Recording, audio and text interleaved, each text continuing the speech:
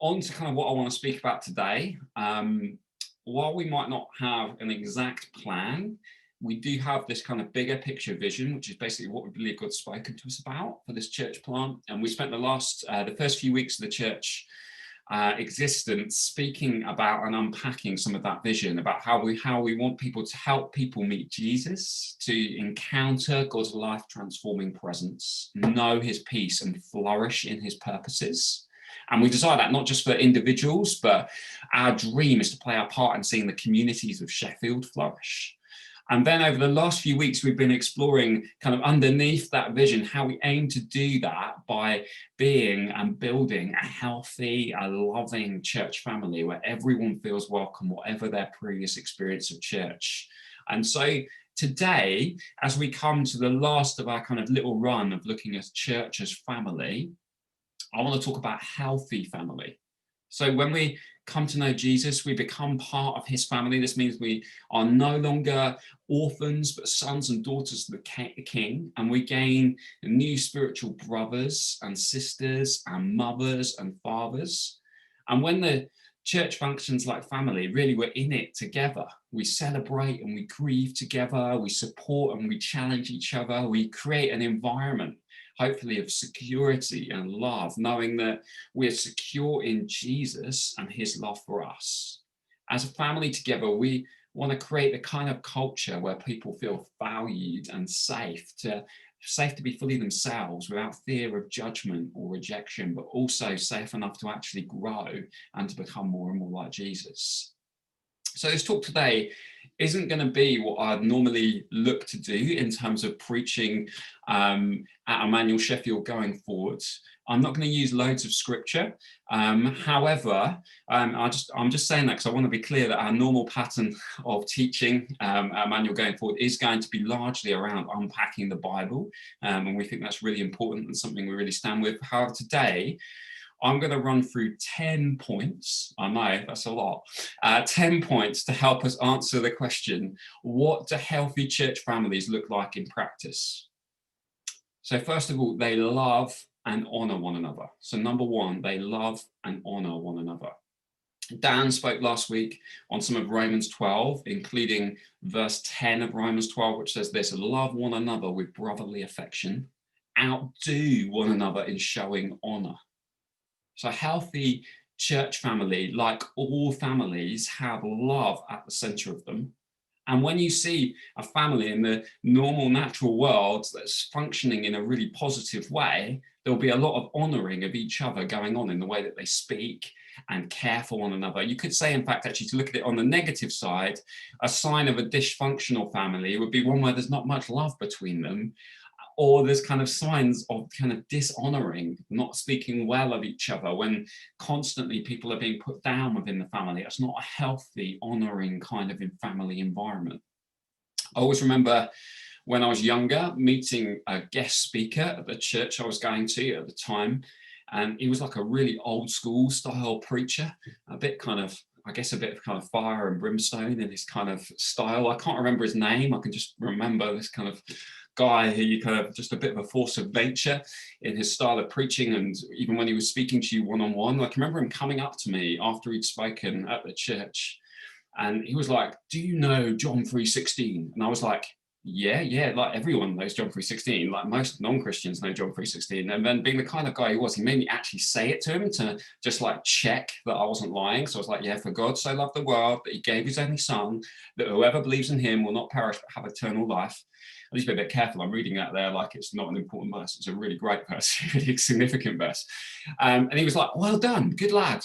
But a much more important question is, do you know 1 John 3:16? I was like, I have no idea what 1 John 3:16 is. And again, being the type of guy he was, he wouldn't tell me what it was. He made me literally go and get a Bible and then come back to him to tell him what it was once I got a Bible and looked it up. So this is what 1 John 3:16 says. It says, this is how we know what love is. Jesus Christ laid down his life for us, and we ought to lay down our lives for our brothers and sisters. So that's 1 John 3:16. And when I told him that, he said something like, the church in the UK would be a much better place if we all knew that verse.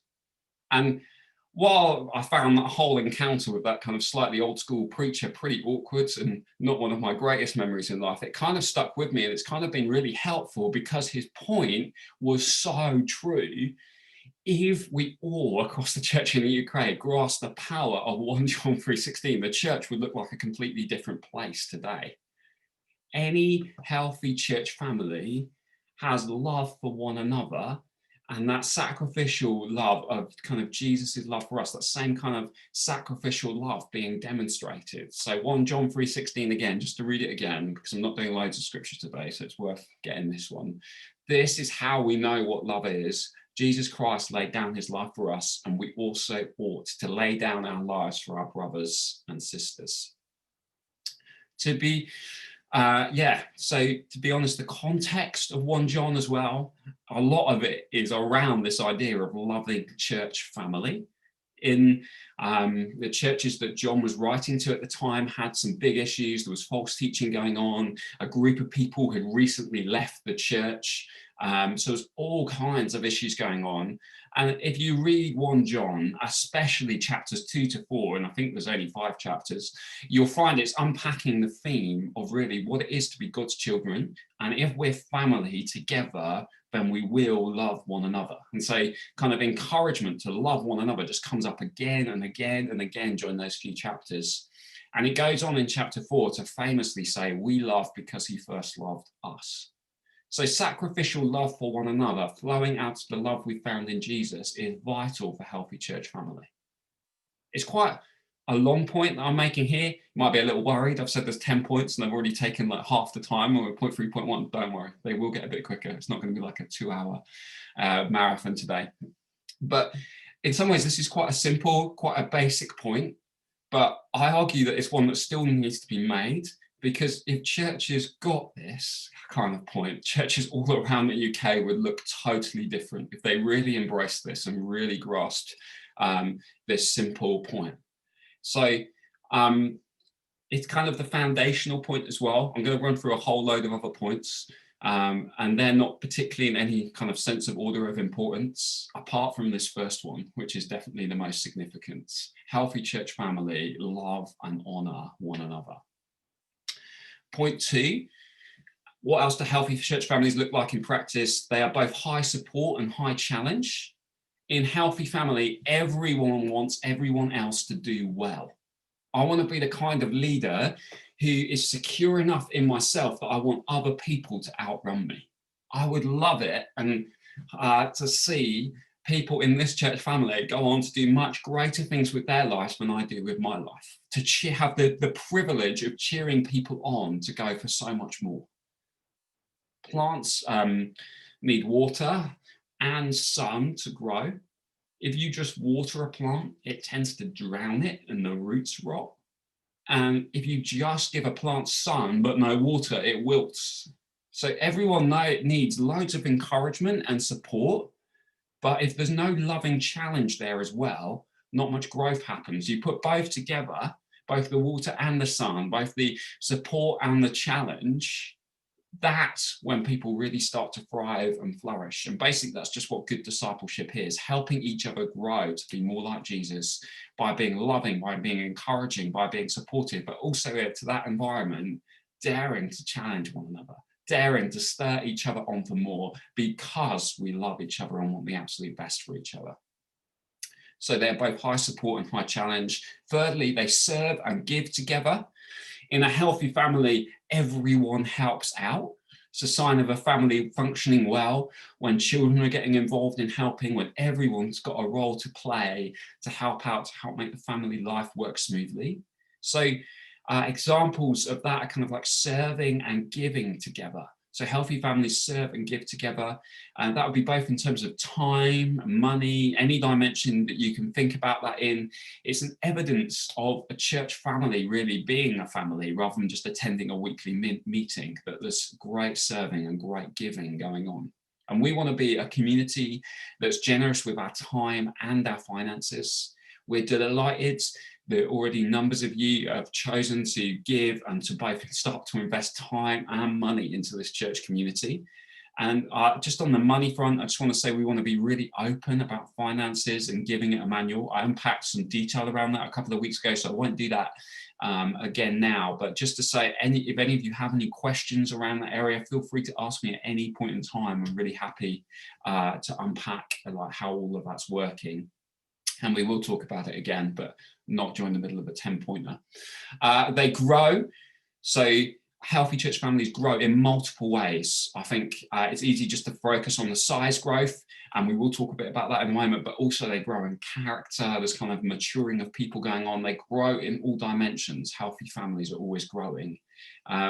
Family isn't an excuse not to do mission. That's what I want to focus on this point about growing. It's the most natural thing in the world to want to talk about what matters most to us. As sons and daughters of the King, telling people about our Father isn't just what we do, it's part of who we are. Our mission is to make disciples. It's a shared family mission. Spreading the name of Jesus, telling other people about our Father, it is just telling people about who our family is, if you put it in another sense. So I've heard kind of churches that are kind of aiming to be strong families before, unfortunately use the idea of family as a bit of an excuse not to do mission, but that actually is really just poor theology. It's not putting it all together. I would say as well, everyone's looking for somewhere to belong, somewhere they feel loved.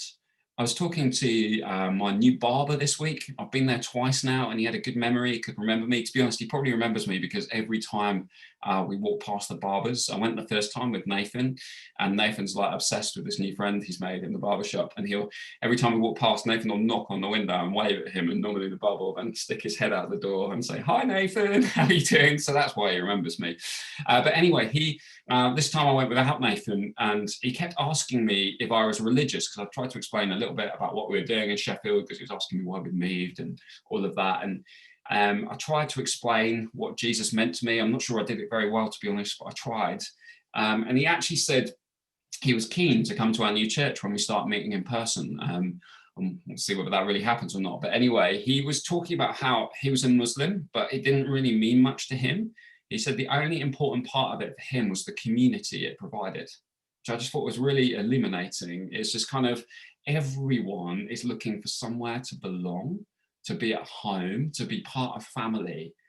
And we have a Father in heaven who's seeking rebellious children to return to him. The Bible tells us that God longs for all those created in his image to turn back to him. Our message is that there is a Father in heaven waiting to put his arms around you. I remember as well, just to tell one more story on this one, because I just think this point's just, I guess, really crucial for us as a young church plant with a mission to share God's love to a city in need of it. I always remember when Chris started coming to our church back in Oxford. He came along after a housemate had brought him along one Sunday, and he came for his few Sundays, but then the housemate was moving away to another city, but he kept coming. I started getting to know Chris, started meeting up with him quite regularly just to chat things through with him. And after about a year, I had the privilege of praying with him in a pub as he gave his life to Jesus. And when I was asking Chris and like talking through it with him afterwards, like what kept him coming to church at the start after his housemate had left, like why did he carry on coming? And he was like, he basically explained that he'd never seen a group of people before who seemed to actually love each other in the way that group of people did in our previous church. And he just felt so accepted by everyone around him and everyone he met. And he was also just, he really appreciated the space that he was given to consider Jesus without forcing him to move faster than he wanted to go. So when people get a taste of, when people experience church family working well, it's really, really powerful. It's a really, really powerful thing. And Sheffield, I want to say, is full of people like Chris, looking for somewhere to belong, somewhere to be loved. Church family and mission very much go together for all kinds of reasons. So that was number 4. Number 5, they care about the wider community. Healthy families care about their neighbours, work colleagues, and wider city. They find ways to encourage, to pray for, to love, to bless and serve those in need. And for those of us who are around on Wednesday evening, you know that we spent some time last Wednesday evening praying for our literal neighbours. Jesus told us, didn't he, to love our neighbours as ourselves. And I wonder, with the current COVID restrictions we're facing, the early stage that we're at as a church plant, I guess perhaps particularly for some of us who've recently moved into the city, a great way that we can be thinking about serving Sheffield right now is taking responsibility to know who our literal neighbours are who live around us. Perhaps some of them will need support during the coming weeks and months. We're not sure where this is going to head next in terms of COVID. And if we've already made some contacts with our neighbours, there might be real opportunities to just serve and kind of love those who are literally living next door to us. So I challenged us on Wednesday evening. In fact, I put up a diagram. I won't do that again now for the sake of time. To challenging us to think about, could we name like the 8 neighbours who live, the 8 kind of houses closest to us that we know who lived in those houses, or if we were in uni halls, to work out some way of applying the similar principle. And I just want to challenge all of us, like over the next few weeks, when we get a few spare moments, if there's any neighbours that we don't know, particularly if we've moved into a street recently, take the opportunity now while it's not weird to go around and say, hi, I moved in recently. Just introduce yourselves. There could be real opportunities there for us to just show love and support and some kind of care for the wider community around us over the coming weeks. I'll just leave that challenge with you. I know for Jude and I, we've met some of our neighbours on our new street, absolutely loving getting to know them, but there are a few more houses we'd need to go and knock on the doors if we were going to know our 8 closest houses, if it were. Sixthly, they do stuff well together. A family that's functioning well takes time to prepare and eat and enjoy a good meal together, to plan and go on a great day out together. Sometimes I think building church as family, I've heard leaders in the past kind of use it really as a bit of an excuse for being lazy. So trying to build a strong family should never be an excuse for having low quality preaching, worship, pastoral care, welcome, or most importantly, coffee. Only half joking on the coffee one. No, the coffee probably is the least important, just to be clear. So for example, like talking with our friends at church who we've been going to the church with for years and years shouldn't be a higher priority than going welcoming a new person. Obviously that doesn't quite apply in our online situation currently. Maybe should have thought of a more relevant example, but that's the one I've gone with. We aren't going for perfection. My point here isn't about perfection.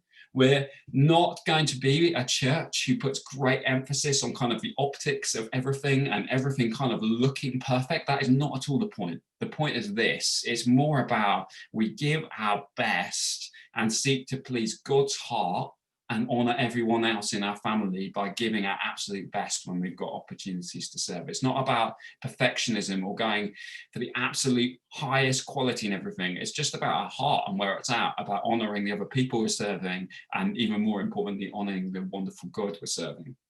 So like if we're leading worship, we don't turn up slightly late and not having thought and kind of prayed about it. Like we plan it in advance and think it through and pray about what God might be asking us to do. Or it can be applied to like almost any situation, really. So they do stuff well together. 7, they create space for taking risks and trying new things. This point is like intentionally put there to balance the previous one. As we move forward as a church plant, we want there to be loads of space for people to try new things, take risks, and give stuff a go. I just know for me personally, if my youth leader hadn't taken a massive risk and persuaded me as a pretty shy teenager to give a short talk at a youth event, perhaps I wouldn't be doing this now. And I'm just aware that loads of people have taken massive risks on me, and we want to be a kind of church that takes risks on people and encourages people. I guess beyond taking risks on people to do stuff in church, we want to be really good at encouraging people to take risks in what God might be asking them to do in the rest of their life, because we talked about this a few times now, but really Sunday is just a tiny, tiny sliver of what we do. And so a lot of those risks that we might be trying to encourage each other to take might be out there serving our city in some other way. In our previous church, we used a phrase borrowed from another church leader called Phil Wilkie, and he says that failure is an option, timidity is not. And I just think that could be a really, really helpful phrase for us to keep in mind. Failure is an option, timidity is not. It doesn't mean that we're planning to fail. It doesn't mean that we're going to encourage people to do things that we think they just wouldn't be able to do. Like if anyone asked me to lead worship, it's just not going to go well. It's not going to bless anyone. It'd just be a bad idea. But at the same time, risks have to be taken. Courageous steps of faith have to be taken. Otherwise, there's so much gold that gets missed out on. There's so much perhaps gifting sitting inside us that never gets discovered because it never gets tried out. And so we just want to be a place where there is room and space and a kind of culture where it's okay if something doesn't go perfectly or it even fails, room for us to learn and grow and move on. So yeah, those 2 points in terms of us doing stuff well together, but also creating space for risks and trying new things kind of balance each other out in a really important way, I think. 8, so just 3 quick fire final points as we wrap up. They want other families to succeed. We want all churches in Sheffield who love Jesus to thrive and do well, to see people coming to faith. We've been so encouraged by the way that we've been welcomed by other churches into the city. I've spent lots of time now with lots of different church leaders, and I'm just blown away by how encouraged I've been after every single meeting. Every church I've spoken to has been so encouraging and cheering us on to do this. And also one church leader I spoke to that just sticks in mind was he was saying to us how he just thinks this is a brilliant moment for us to be arriving in the city in terms of the other churches, because there seems to be a pulling together of churches in Sheffield like there's never been before, and he's just excited by the potential of that. And so it's just an honor for us to arrive at such a time and see what part we can play in across the wider church. And the reality is, even if we weren't being received well, the right thing for us to do would be to want the best for all those other churches and cheer them on. It makes it much easier for us, to be honest, the context that we're being received into.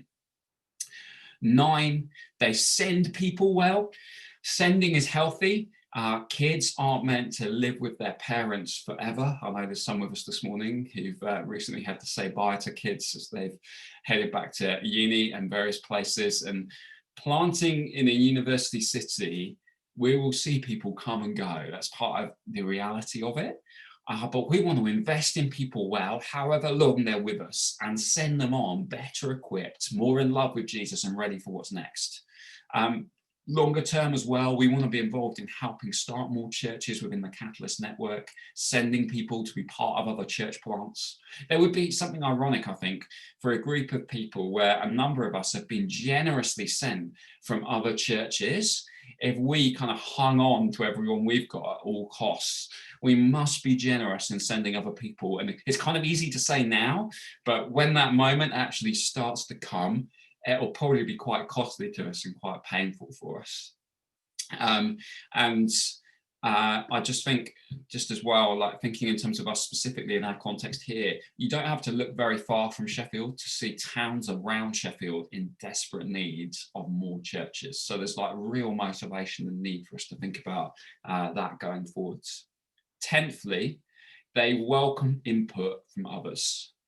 We will be a local church family, but we won't be a standalone family with no other relations, if you like. I might be starting to overuse the family analogy in too many different directions for it to make sense. But anyway, we want to relate well to other local churches in Sheffield, which is why I've been investing a lot of time in speaking to church leaders here locally.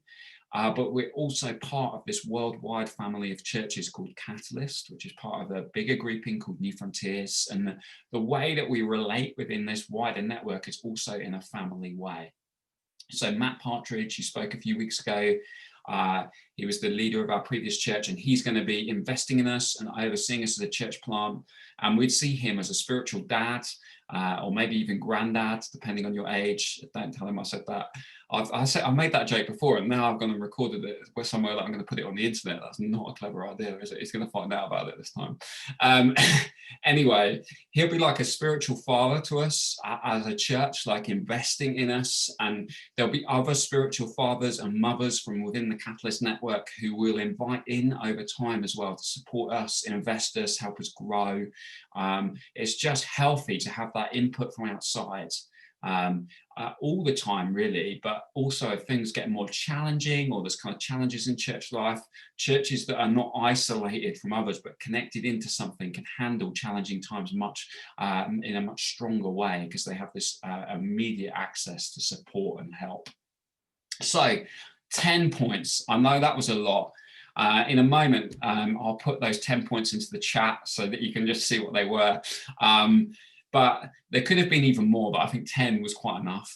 So healthy families look like in practice, they love and honor one another. They're both high support and high challenge. They serve and give together. They grow. They care about the wider community. They do stuff well together. They create space for taking risks and trying new things. They want other families to succeed. They send people and they welcome input from others.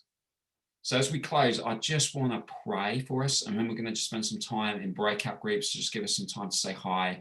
I know that was a bit of a marathon in terms of number of points, but hopefully it just shares a little bit more of some of our heart for what we're trying to build here in terms of a healthy family.